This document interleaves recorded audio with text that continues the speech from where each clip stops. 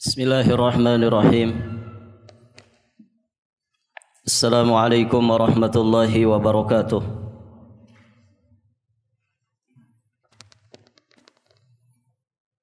Alhamdulillah hamdan katsiran tayyiban mubarakan fih kama yuhibbu rabbuna wa yarda.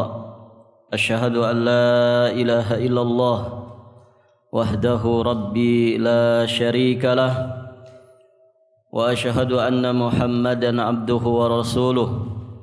Qala Allah Ta'ala fi kitabihil karim, ya ayyuhalladzina amanu taqullaha haqqa tuqatih wa la tamutunna illa wa antum muslimun, amma ba'd. Fa ya ayyuhal hadirun i'lamu arsyadakumullah fa inna asdaqal hadithi kitabullah wa khairal hadyi hadyu Muhammadin sallallahu alaihi wa alihi wasallam. Allahumma 'allimna ma yanfa'una wanfa'na bima 'allamtana wa zidna ilman. Para hadirin jamaah salat zuhur rahimani wa rahimakumullah. Alhamdulillah, pada kesempatan ini insyaallah taala kita akan melanjutkan pembahasan kitab Adab dan Akhlak bagi para tulabul ilmi, karya Al-Ustadz Yazid bin Abdul Qadir Jawas hafizahullah ta'ala.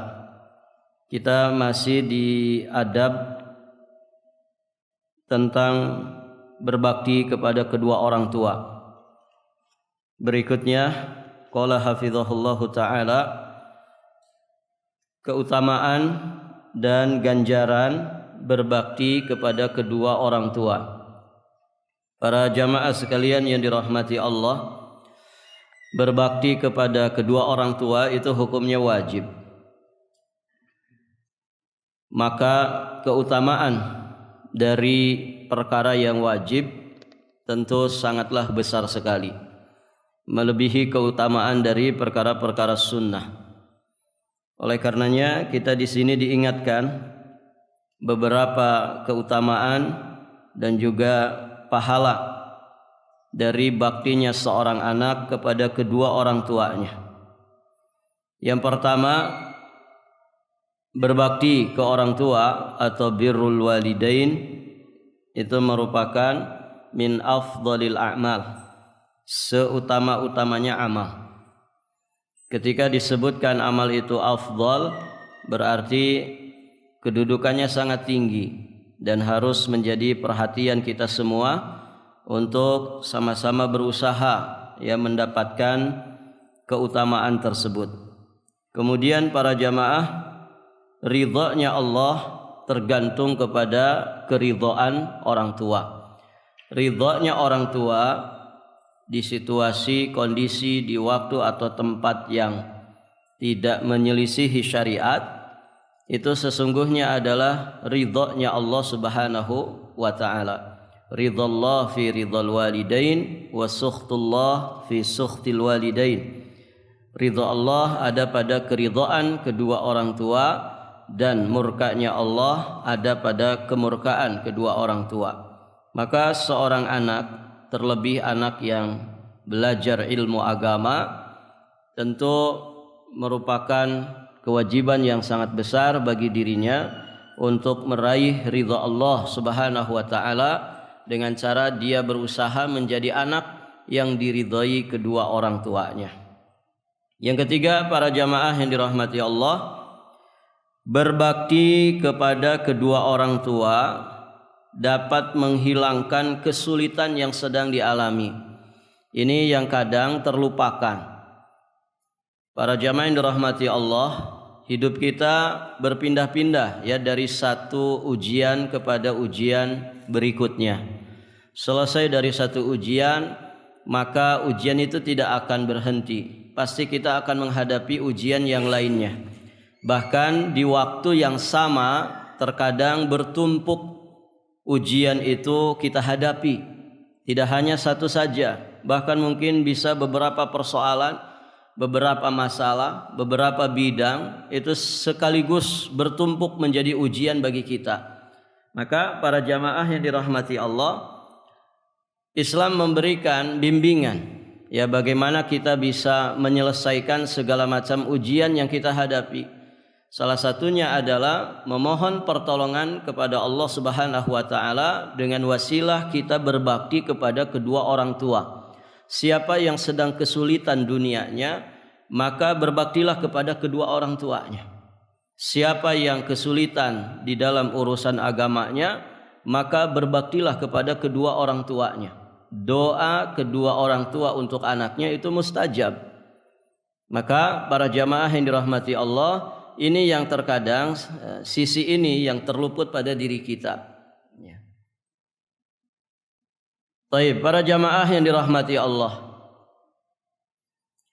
Yang berikutnya, berbakti kepada kedua orang tua dapat melapangkan rezeki dan memanjangkan umur. Baik, para jamaah yang dirahmati Allah, jalan-jalan untuk mendapatkan rezeki itu banyak. Bukan sekedar ikhtiar yang sifatnya hissiyah, tapi kadang ikhtiar-ikhtiar yang sifatnya maknawiyah ini lebih berpengaruh besar ya terhadap perolehan rezeki kita. Maka ternyata birrul walidain itu salah satu wasilah untuk kita bisa mendapatkan rezeki yang berkah, untuk kita bisa mendapatkan umur yang berkah. Jadi kalau disebutkan umur yang panjang, tidak mesti dia matinya itu di usia yang sudah tua, begitu ya. Usianya lebih panjang daripada orang lain. Termasuk panjang usia diantaranya ketika usianya itu diberkahi Allah. Mungkin dia mati di usia muda, tapi keberkahan umur itu menyertai dirinya. Dikenang kebaikan-kebaikannya, dikenang jasa-jasa baiknya, sehingga banyak orang yang mendoakannya. Dia sudah lama meninggal dunia, tetapi namanya selalu harum. Istilah kata harimau mati meninggalkan belangnya. Manusia mati seharusnya meninggalkan jasa-jasanya, meninggalkan amal-amal jariahnya. Maka para jamaah yang dirahmati Allah, salah satu wasilah untuk kita memiliki keberkahan umur adalah kita berbakti kepada kedua orang tua. Baik, para jamaah yang dirahmati Allah, setidak-tidaknya ya orang tuh kalau bakti sama orang tua, orang pasti akan mendoakan keberkahan untuk kita. Salah satu bentuk bakti ke orang tua setelah meninggalnya itu adalah menyambung silaturahim yang dulu disambung oleh kedua orang tua kita. Nah, ketika si anak sungguh-sungguh mengunjungi teman-teman ayahnya, mengunjungi para jamaah yang dirahmati Allah, siapa saja yang dulu suka dikunjungi oleh kedua orang tuanya, secara khusus adalah karib kerabatnya, maka ketika kita datang ke mereka, silaturahim, ziarah kepada mereka, mesti ucapan-ucapan baik keluar dari lisan orang-orang ini. Salah satunya adalah pasti mendoakan, Masya Allah nak, kami jadi teringat kepada bapakmu, kami jadi teringat kepada ibumu. Ya, pantas ya mereka itu kemudian bisa mendapatkan anak sesoleh kamu, begitu ya. Akhirnya pasti didoakan kedua orang tua kita dengan sebab kita silaturahim kepada orang-orang yang dulu disambung ya rahimnya oleh kedua orang tua kita. Orang tua kita pasti didoakan. Kita sebagai anaknya juga pasti didoakan. Semoga anak kamu juga ya berkah usiamu, panjang usiamu, lancar rezekimu. Begitu para jamaah. Baik, maka dengan demikian bakti kepada kedua orang tua ini luar biasa fadilahnya. Walaupun seorang mukmin tentu tidak fokus kepada fadilah dunyawiyah, begitu ya. Dia akan fokus kepada Allah Subhanahu wa taala dan berusaha terus menguatkan keikhlasannya. Adapun janji dunia pasti ngikut, begitu ya.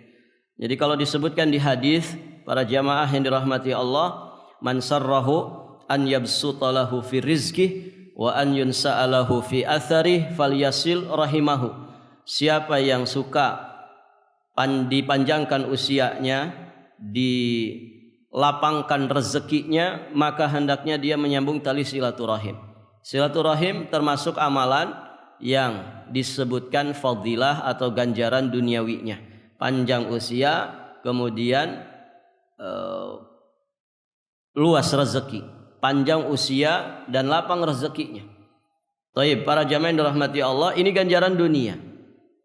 Para ulama sering mengingatkan, walaupun satu amalan itu disebutkan secara nas ada ganjaran duniawinya, selayaknya seorang mukmin tidak meniatkannya. Cukup baginya mengikhlaskan, memurnikan niat dan tujuannya hanya untuk Allah, nanti dunia itu akan mengikuti dirinya. Jangan dibalik, para jamaah yang dirahmati Allah, sebagian orang ya terkadang menjadikan amal akhiratnya sebagai jalan untuk mendapatkan dunia. Ya, sehingga ketika beramal akhirat yang ada di dalam jiwa dan raganya hanyalah angka-angka dunia, bayangan-bayangan dunia. Ini tidak selayaknya. Dan para ulama ya, mereka justru tidak menampilkan ganjaran-ganjaran dunia walaupun dibahas oleh mereka amal-amal yang bisa mendatangkan pahala dunia. Namun mereka tidak menggembor-gemborkannya. Kenapa demikian? Demi terjaganya kualitas keikhlasan umat. Karena para jamaah, ganjaran di akhirat itu sifatnya gaib, sedangkan ganjaran di dunia sifatnya nyata. Hawa nafsu ini sering mendorong kita untuk fokus kepada sesuatu yang nyata, kasat mata, nampak di hadapan kita. Sehingga dia mengabaikan sisi-sisi iman kepada kehidupan akhirat, pahala yang Allah Subhanahu wa taala janjikan di kehidupan akhirat. Padahal para jamaah, bagi seorang mukmin ya pahala di akhirat tentu lebih baik ketimbang pahala di dunia. Pahala di dunia para jamaah yang dirahmati Allah tentu terbatas. Ya, besok lusa kita mati, selesai sudah. Begitu kan? Pahala di dunia sangat-sangat terbatas dan nilainya kecil. Dunia kan sering diumpamakan dengan sesuatu yang remeh sekali. Nabi pernah menjelaskan dunia itu tidak lebih berharga dari sebelah sayap nyamuk. Jadi kalau orang sedang rebutan dunia, sama saja dia sedang memperebutkan sebelah sayap nyamuk. Nabi mengumpamakan dunia itu tidak lebih berharga daripada bangkai anak kambing yang cacat. Sudah mah bangkai, sudah mah cacat, bangkai lagi. Kemudian anak kambing lagi. Sesuatu yang enggak ada harganya, para jamaah yang dirahmati Allah. Maka dengan demikian fokus seorang mukmin tetap kepada ganjaran di akhirat. Ya, karena sesungguhnya walal akhiratu khairun wa abqa. Akhirat itu lebih baik dan juga lebih kekal. Nah itu para jamaah. Maka seorang mukmin ketika dihadapkan dengan pilihan apakah memilih ganjaran akhirat ataukah ganjaran dunia, pasti dia akan memilih ganjaran akhirat. Karena dunia para jamaah, senikmat-nikmatnya dunia tetap terbatas. Begitu ya. Sehat kita terbatas. Kalau kita mati ya sudah selesai sehat kita. Begitu para jamaah. Nikmat makanan terbatas di mulut saja. Kalau sudah lewat mulut, masuk tenggorokan sudah enggak ada rasanya. Rasa itu hanya di mulut saja. Kan begitu. Senikmat-nikmatnya makanan, semahal-mahalnya makanan, tetap sebatas di mulut saja. Ketika sudah keluar, lewat dari mulut, masuk ke dalam tenggorokan, sudah enggak ada rasanya. Begitu ya. Nah itu para jamaah yang dirahmati Allah.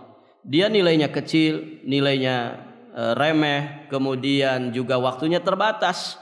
Maka fokus seorang mukmin kepada ganjaran akhirat.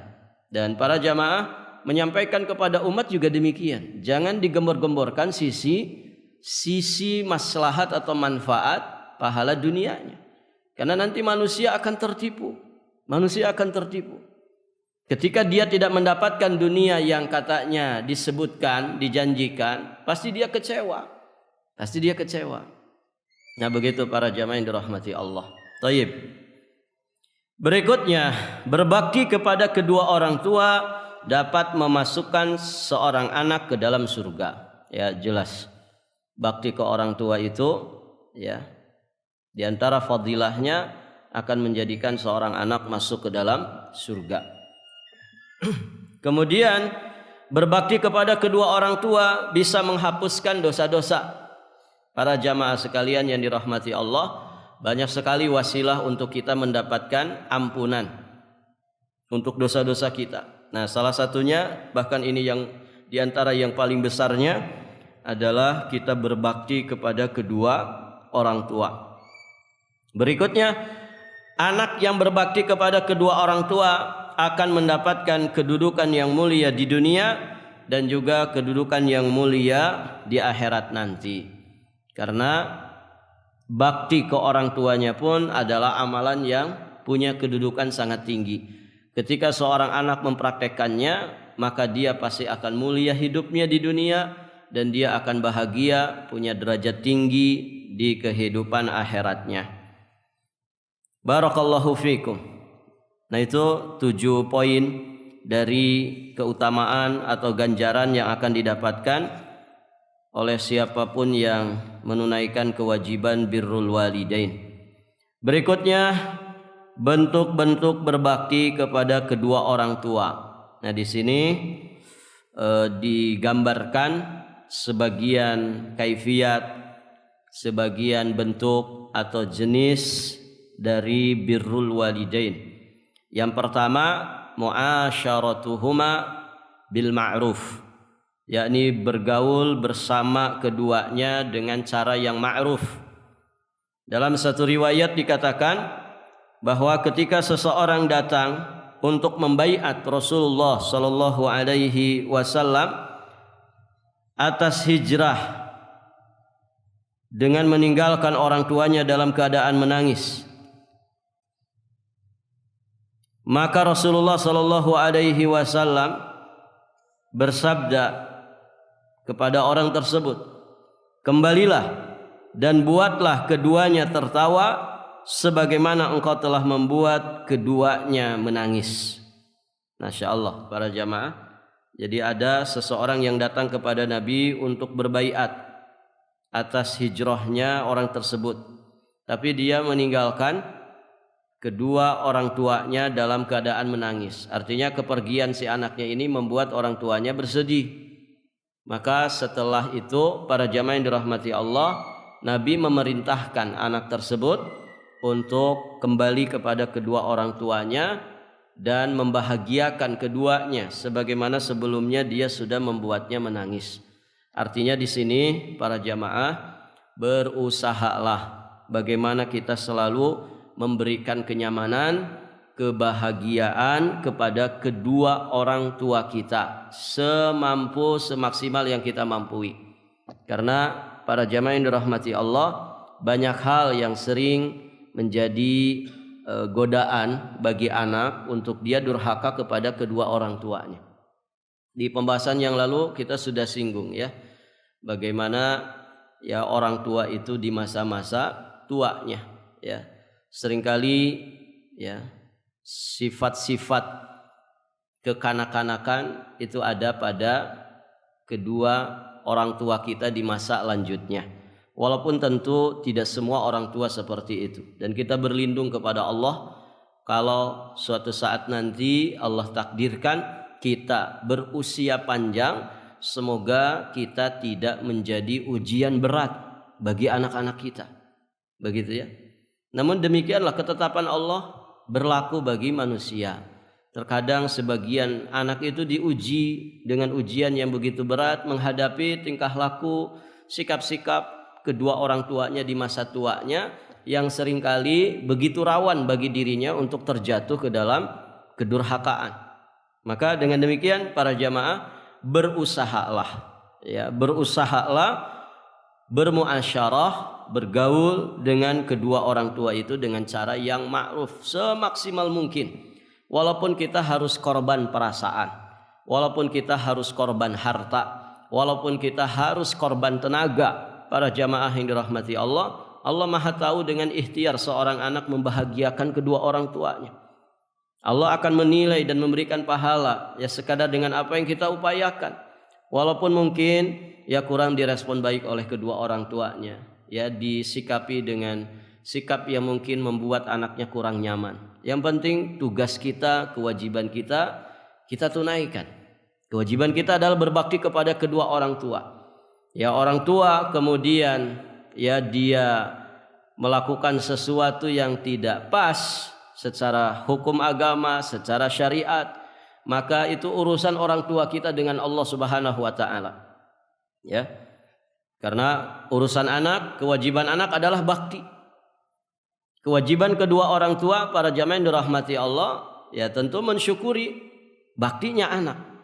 Tapi terkadang baktinya anak itu ya disalahpahami, begitu ya. Ini bisa saja terjadi. Bisa terjadi seperti itu. Maka kita fokus dengan kewajiban kita. Kewajiban kita sebagai anak apa? Begitu ya. Karena dalam hidup ini mesti ada dua pihak, begitu kan? Contoh dalam kehidupan bermasyarakat, ada pemimpin, ada yang dipimpin, kan begitu ya. Ada pejabat, ada rakyat, kan begitu. Tugas kita fokus kepada tugas rakyat. Kewajiban kita sebagai rakyat itu apa? Nanti pemimpin juga begitu, punya kewajiban. Kalau kita menunaikan apa yang menjadi kewajiban kita sebagai rakyat, kemudian pemimpin kita tidak menunaikan kewajibannya yang menjadi hak bagi rakyat, itu urusan dia dengan Allah. Urusan dia dengan Allah Subhanahu wa taala. Dan masing-masing kita ketika fokus kepada kewajibannya, tidak nuntut hak, tapi dia berusaha menunaikan kewajiban yang menjadi hak dari pihak yang lain, maka para jamaah setidaknya dia bisa mempertanggungjawabkan tentang dirinya di hadapan Allah. Demikian pula ketika seorang terjun di dunia dakwah, ya jadi seorang dai, ngurus pesantren kah atau apapun itu dalam dunia dakwah. Tugas mereka hanyalah menyampaikan. Umat mengikuti, alhamdulillah. Kalaupun tidak mengikuti, para jamaah jangan dipaksa-paksa. Wa ma alaina illal balagh. Tidak ada tugas kita, kewajiban kita, melainkan hanya menyampaikan kepada manusia. Yang penting tersampaikan ini ilmu kepada manusia. Setelah itu doakan. Sama-sama saling mendoakan. Semoga kita mendapatkan hidayah taufik. Nah begitu para jamaah yang dirahmati Allah. Taib. Maka berusaha terus bermuasyarah bil ma'ruf terhadap kedua orang tua kita. Taib. Berikutnya, di antara bentuk bakti ke orang tua, berkata kepada keduanya dengan perkataan yang lemah lembut. Qaulan karima, qaulan layyina.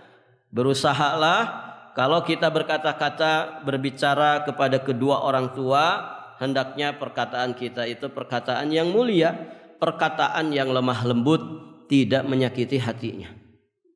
Barakallahu fikum. Ya, tentu ini juga disesuaikan dengan kondisinya masing-masing, gitu ya. Kita dari suku apa, kemudian bahasanya seperti apa, tentu ini disesuaikan. Tidak mutlak harus, tidak baku harus begitu. Disesuaikan dengan uruf kita masing-masing, gitu ya. Tentu mungkin budaya Arab dengan budaya Nusantara kan sedikit berbeda, gitu. Kalau di Arab mungkin nada sedikit tinggi itu biasa, begitu ya. Manggil bapaknya atau manggil ibunya, suara mereka gede-gede, begitu ya. Tapi mungkin itu ketika dipraktekkan di kita, ini bisa jadi masalah, kan begitu. Nah itu para jamaah. Kemudian tingkatan-tingkatan bahasa yang dikenal di bahasa masing-masing, ya juga ini menjadi sesuatu yang harus diperhatikan. Taib, para jamaah yang dirahmati Allah. Kalau orang Jawa itu kan punya tingkatan bahasa, gitu ya. Bahasa untuk ke teman sebaya, bahasa untuk anak-anak yang di bawah usianya di bawah kita. Kemudian ada bahasa untuk orang tua. Nah ini disesuaikan. Dan saya kira di bahasa-bahasa daerah yang lainnya pun sama, gitu ya. Ada tingkatan-tingkatan bahasa. Mana yang layak ya bahasa untuk orang tua, dan mana yang layak bahasa untuk sesama yang sebaya atau di bawah kita. Nah itu para jamaah yang dirahmati Allah. Kemudian tawadhu, ya, rendah hati di hadapan kedua orang tua.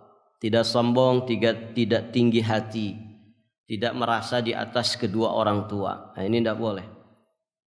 Kita di perusahaan jadi manajer kah, jadi big boss kah, atau apapun ya dari pangkat jabatan yang tinggi, di hadapan orang tua tetap kita prajurit biasa, begitu ya. Antum kalau jenderal bintang 3 itu kan di pemerintahan saja, di kantor saja. Kalau di hadapan ibu dan bapak kita, tetap kita itu bawahan. begitu ya, bawahan. Jadi tidak ada lagi itu pangkat kita, nggak ada. Kalau di bawah di hadapan orang tua, ya kita ini adalah bawahan dia. Kita ini adalah anaknya, ya. Bukan jenderal, bukan siapa-siapa. Ya kita anaknya dari kedua orang tua kita. Maka tawadzulah ketika kita berada di hadapan orang tua. Kemudian para jamaah yang dirahmati Allah, memberikan infak, maksudnya memberikan nafkah kepada kedua orang tua. Terlebih para jamaah, ketika orang tua kita memang dari kalangan du'afa. Jadi jangan sampai kita sukses, ya, punya harta melimpah, aset di mana-mana, tapi rumah orang tua gubuk reyot, gitu. Sedangkan kita di istana, ini tidak layak. Kadang aneh ya, ketika orang tua bercerita anak saya jadi pangkat ini di kota anu, kemudian anak saya punya pekerjaan ini di kota anu, tapi orang tuanya di sini susah. Nah, terus anaknya yang katanya pegawai negeri, anaknya yang katanya di militer, anaknya yang katanya berpangkat tinggi, yang satu jadi pengusaha besar. Terus apa kontribusi mereka kepada kedua orang tuanya? Seharusnya anak itu melihat, ternyata WC orang tua saya kumuh. Kenapa tidak dibenahi? Ya. Kok rumah orang tua saya bocor-bocor gentengnya? Kenapa tidak dibenahi oleh anak-anaknya? Kan lucu gitu para jamaah yang dirahmati Allah. Miris ketika anaknya pada sukses, kemudian orang tuanya di kampung hidup serba susah. Nah ini jangan sampai terjadi. Jangan sampai terjadi. Para jamaah, saya pernah mendapati itu ya. Ada penjual kaki lima gitu ya. Waktu itu saya beli di situ, ngobrol ngalor ngidul gitu ya. Kemudian si ibu itu dengan bangganya cerita, anak saya satu PNS ya di Bontang, yang satu di Berau, yang satu di Jawa, yang satu di Jakarta. Dari ceritanya sukses semua, tapi kok orang tuanya susah begini. Gitu. Nah ini miris para jemaah kalau terjadi seperti ini. Rumahnya sangat sederhana sekali, ya bahkan tembel sana tembel sini, gitu ya. Kemudian seusia itu masih susah. Seharusnya kan anak itu sepakat dalam kebaikan. Ya, adik dan kakak itu coba diskusi bareng-bareng rundingan. Alhamdulillah kita jadi orang-orang sukses. Kamu gaji sekian, kamu penghasilan sekian, bisnismu lancar, usahamu berkembang. Ayo kita sisihkan.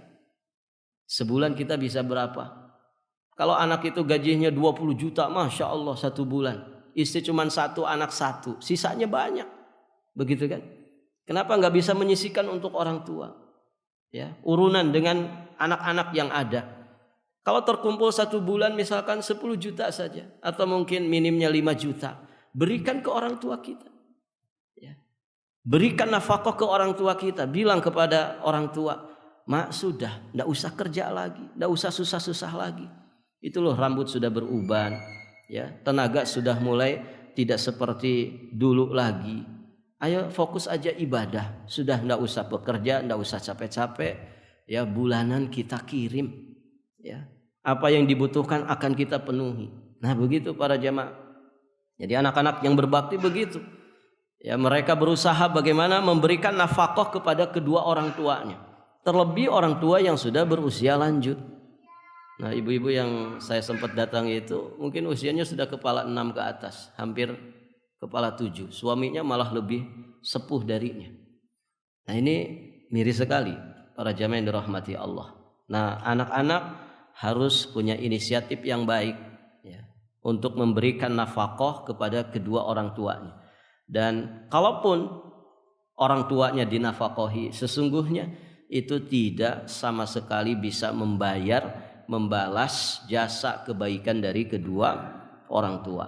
Maka artinya kita belum apa-apa. Walaupun mencukupi memenuhi kebutuhannya, tetap hal-hal yang lain dari sisi-sisi berbakti ke orang tua itu harus ditunaikan. Perhatian kita, curahan hati kita untuk keduanya.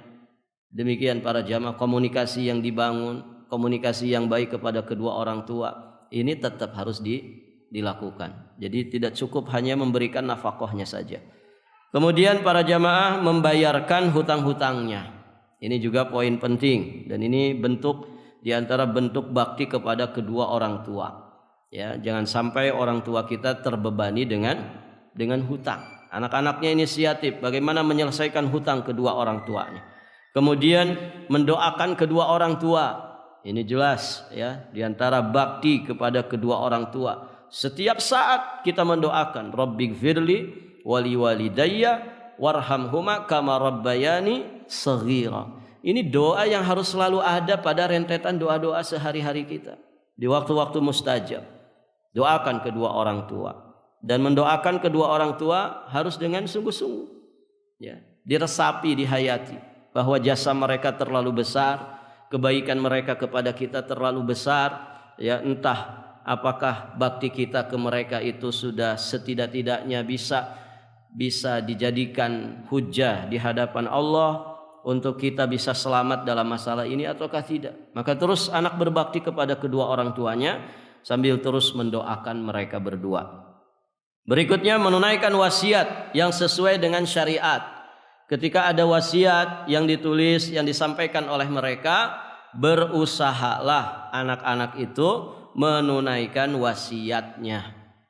Demikian para jamaah. Ini wasiat orang tua sering diabaikan. Ketika sebelum meninggalnya orang tua berwasiat sekian, demikian, maka anak-anaknya harus berusaha menunaikan wasiat. Ya, kadang wasiat itu terkait dengan harta. Nanti ya misalkan tanah saya yang di sana, ladang sawah saya, kemudian misalkan aset saya yang di tempat tolong diinfakkan untuk masjid. Dalam hukum wasiat itu ada batas 1/3 dari harta. Tidak lebih dari 1/3 dari harta. Kalau wasiat orang tua kita melebihi 1/3 dari hartanya, maka diambil 1/3 saja berdasarkan petunjuk Nabi. Kalau kurang dari itu maka tidak ada masalah. Nah, terkadang ketika wasiatnya berupa harta, sebagian anak itu berbuat jahat, gitu ya. Wasiat itu tidak mau ditunaikan. Buat apa ditunaikan wasiat ini? Mending untuk kita. Ya, terkadang dikuasai oleh satu pihak, ya mungkin oleh anaknya yang paling besar karena merasa dia paling berjasa untuk orang tuanya, lebih duluan yang ngurusin adik-adiknya. Terkadang dia bikin kekuasaan sendiri di keluarganya. Saya yang paling berkuasa, kamu manut saja kepada saya. Akhirnya wasiat-wasiat kebaikan orang tuanya dihilangkan, dihapuskan. Nah, ini kadang terjadi. Ya, kadang terjadi di dunia nyata.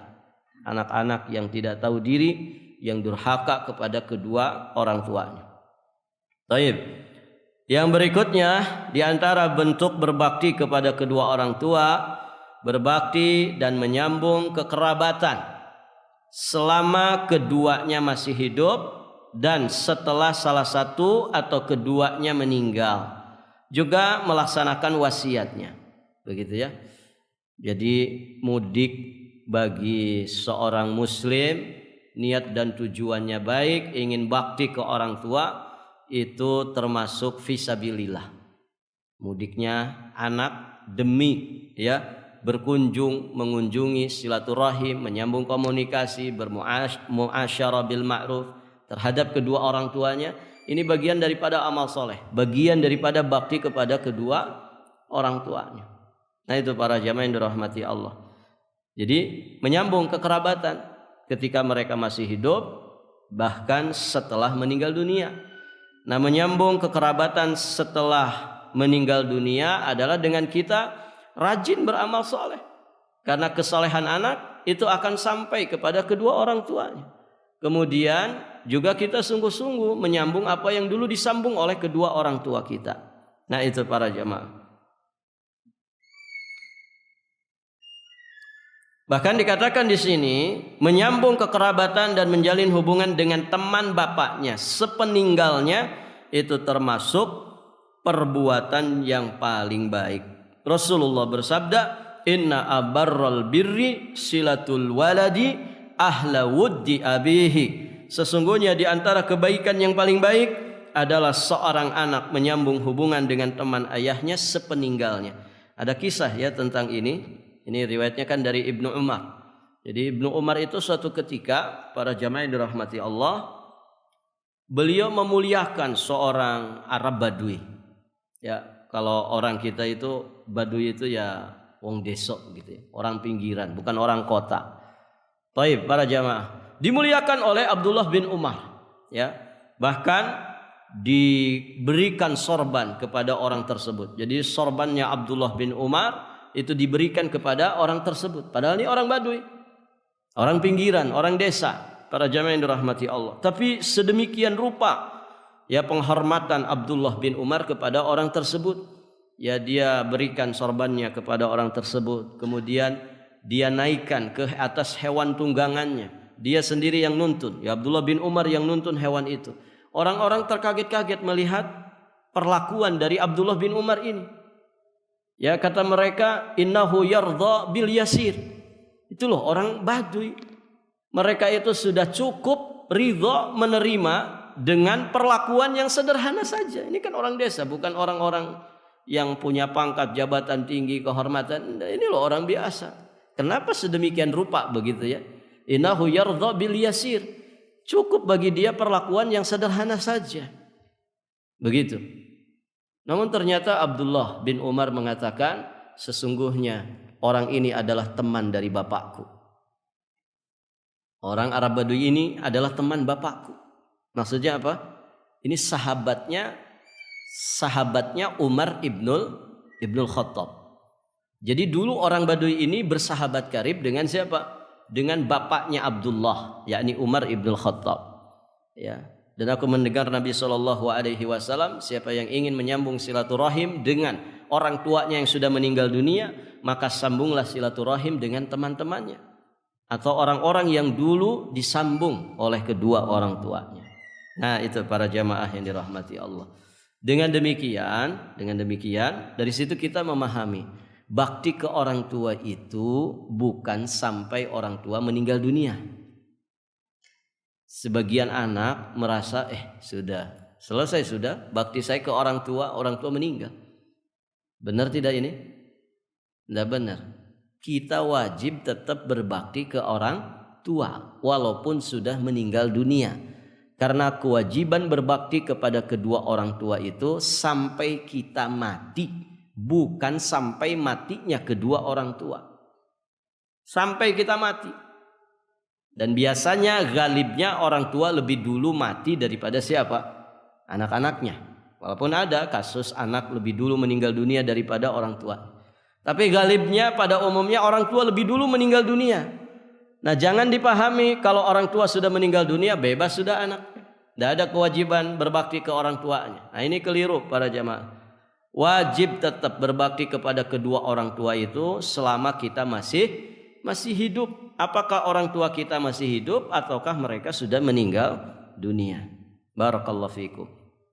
Baik, para jamaah yang dirahmati Allah.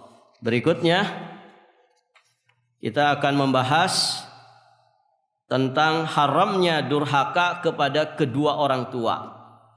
Durhaka kepada kedua orang tua itu haram. Ini yang disebut dengan uquq al-walidain.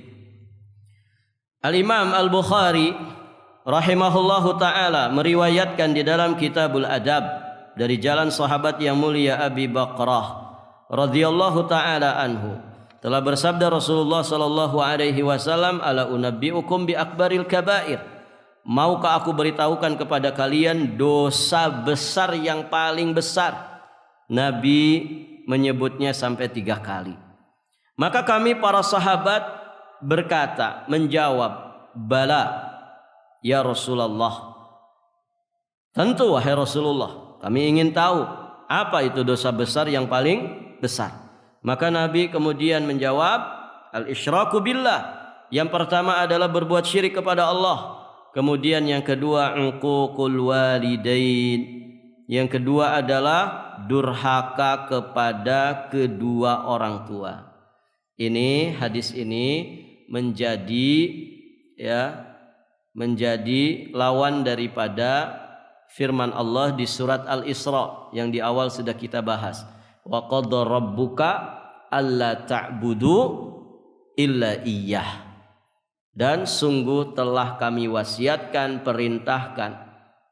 Rabbmu telah mewasiatkan dan memerintahkan kepadamu supaya kamu jangan beribadah kecuali hanya kepada Allah semata. Ini perintah tauhid. Maka ketika ini dilanggar menjadi dosa yang paling besar dari dosa-dosa besar, yakni syirik kepada Allah. Kemudian wabil walidaini ihsana. Ini perintah berbuat ihsan, berbakti kepada kedua orang tua. Maka lawannya yakni durhaka kepada kedua orang tua. Maka disebutkan di sini oleh Nabi wa uququl walidain. Dosa besar yang paling besar yang kedua adalah durhaka kepada kedua orang tua. Wa kana muttaqian fajalasa faqala ala wa qauluz zur wa syahadatuz zur famazala yuqarriruha hatta qulna laitahu sakat. Awalnya beliau bersandar, kemudian duduk dan bersabda. Begitu ya. Jadi setelah menyebutkan dua dosa besar paling besar, Nabi nyandar. Tidak melanjutkan yang ketiga. Artinya apa? Karena memang dua dosa tadi dosa yang paling mengerikan. Menyekutukan Allah, kemudian durhaka kepada kedua orang tua. Wa kana muttaqian. Nabi bersandar awalnya, kemudian fajalasa. Beliau duduk. Faqala ala wa qauluz zur. Setelah itu Nabi menyebutkan dosa besar paling besar yang ketiga, camkanlah oleh kalian ya perkataan bohong dan persaksian palsu. Nabi selalu mengulang-ulanginya sehingga kami berkata dalam hati kami semoga beliau itu diam. Artinya yang ketiga ini juga termasuk dosa besar yang paling besar. Qauluz zur. Qauluz zur itu sinonim dari kadzib, dusta atau bohong. Zaman sekarang para jamaah, dusta dan bohong itu ya, menyebar di mana-mana, di semua lini dan sendi kehidupan, begitu kan? Bahkan ada satu kaum, ya, ada satu kelompok yang menjadikan dusta dan bohong itu prinsip agama, ya enggak? Taqiyah namanya. Mirip seperti orang munafik. Mirip seperti orang munafik. Bohong itu menjadi image-nya mereka. Bohong menjadi karakternya mereka. Wal'iyadzubillah. Nah itu para jamaah yang dirahmati Allah. Maka Nabi sampai mengatakan wa qaulaz zur, ala wa qaulaz zur. Bohong, berdusta. Coba antum lihat. Di komunitas pedagang ada nggak orang bohong? Ada. Apalagi ikhwan, pegawai kantor ada nggak yang bohong? Banyak. Ya, pegawai negeri lebih banyak lagi. Taib, tukang bisnis, barakallahu fiik. Ustadz, orang-orang yang berkecimpung di dunia dakwah, bisa nggak mereka bohong? Orang yang berkecimpung di dunia dakwah di bidang agama ada. Uang untuk nyetak Al-Quran diembat, kan begitu. Ini loh bidang agama. Apalagi ikhwan, kas masjid, ya kas masjid dibawa kabur. Ya, ada teman cerita di dalam penjara itu ada orang di penjara. Ya, Balikpapan ini, di Balikpapan. Masya Allah para jamaah, ternyata kasusnya apa? Korupsi uang masjid. Masjid besar di Balikpapan. Korupsi uang masjid. Ya. Dan tanggung-tanggung miliaran. Miliaran. Ditangkap ada di penjara. Yang lebih mengerikannya dia cerita. Ya. Katanya saya ini korban saja. Paham maksudnya? Ada yang lebih gede ngambilnya dari saya, gak ditangkap. Artinya apa? Mereka berjamaah. Artinya korupsinya berjamaah. Cuman yang kena apes dia. Nah itu para jamaah. Mengerikan semua lini kehidupan ini. Ya. Semua lini kehidupan. Bohong itu ada di mana-mana. Orang yang bergelut di bidang dunia bohong. Orang yang bergelut di bidang agama bisa bohong. Ya. Istri bohong ke suami, suami bohong ke istri. Dari mana, Bi? habis rapat.